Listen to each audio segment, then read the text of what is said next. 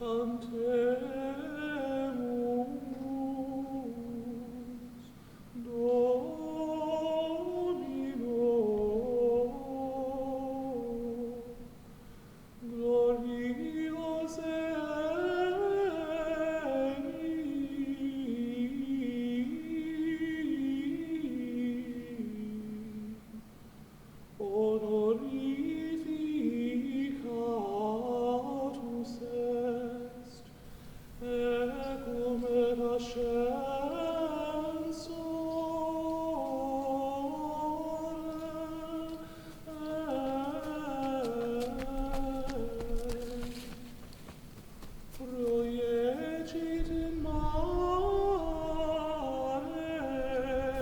name is Brother Raban.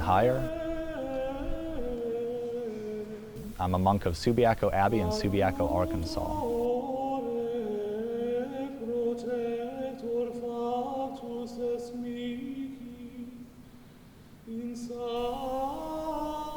So one assignment I really enjoy is actually, you'll find this hard to believe, talking. And it's usually talking to like 3rd and 5th graders when different schools will ask us to come around and present, like, what's a monk? Who are they? These people exist still? We thought they died off in the 1500s. No, we're here, we're real. So what I love most about that age group of the like 8 to 12-year-olds is they still ask questions, and their questions are awesome.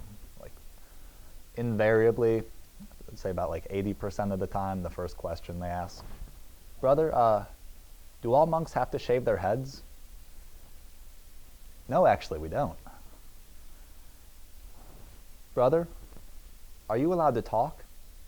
Yes, I am.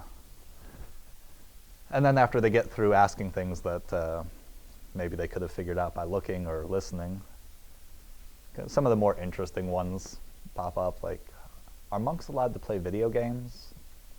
Yes, we are. We have phones, computers. What we do when we step away from the world, though, is reprioritize. It's not about us or pleasing ourselves. One of the more irritating things that people say to me when they find out I've joined the monastery is, well, you know, whatever makes you happy. Nope, that's not it. It's not about what makes me happy. When I started discerning, I thought that this would not make me happy. I just felt this nagging sensation to continue pursuing it. And really, it was just obnoxious. I jokingly told people I didn't join the monastery to be happy. I joined it to make God be quiet.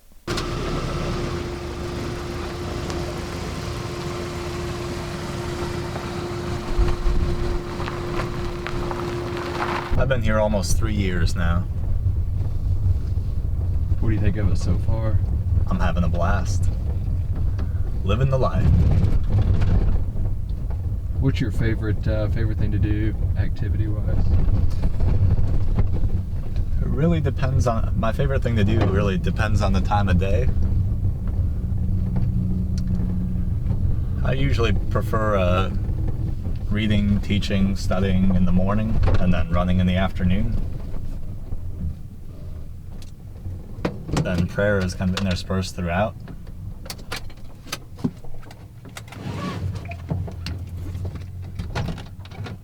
Ready to go? Yeah.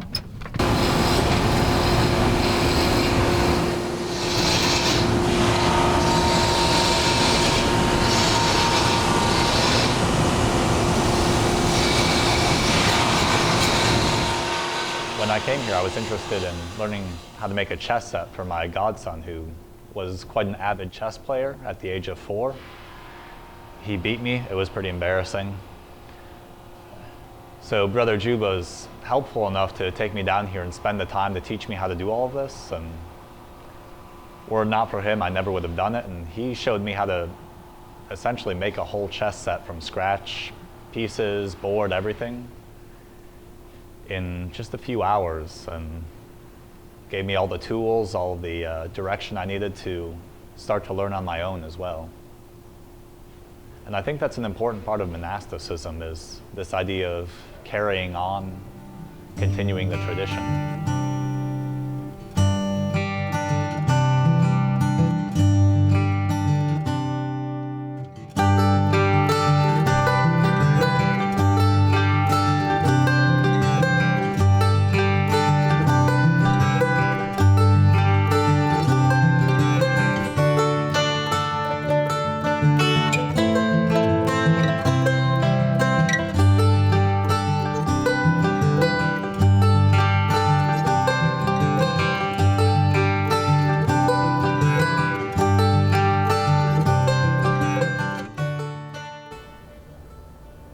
people ask about how our lives led up to a certain point or how it led to a decision, I think it's almost too complex to answer.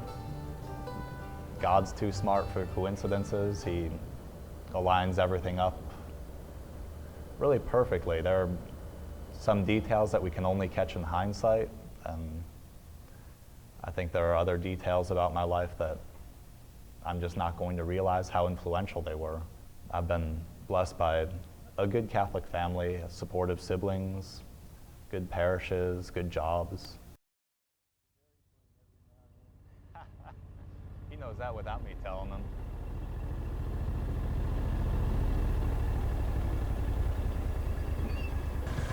He knows how to do it, doesn't he?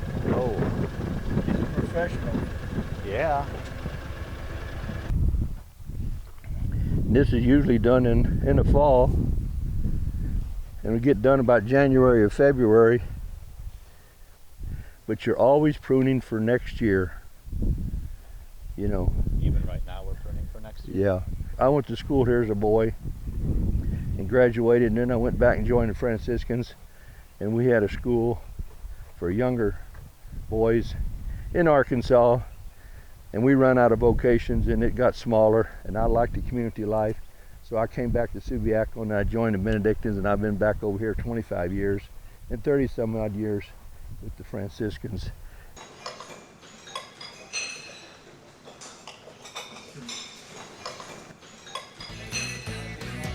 Aaron, hey, the Arkansas Monastery is working together to make its own peanut brittle and homemade hot sauce. Been making it for quite some years. What a combination it is. Peanut brittle and hot sauce. But I understand, though, Brother Raban, we don't put the two together. I wouldn't advise it. Some people do it, though. Some people actually put the two together. I guess you want your sweet and your spicy together, right? And spicy, just all the flavors Yeah, in but one bite, I guess.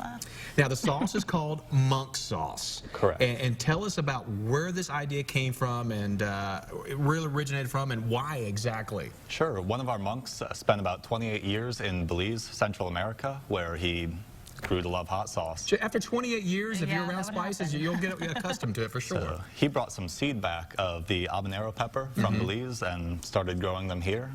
And since then, we've been cultivating them, making hot sauce every year since.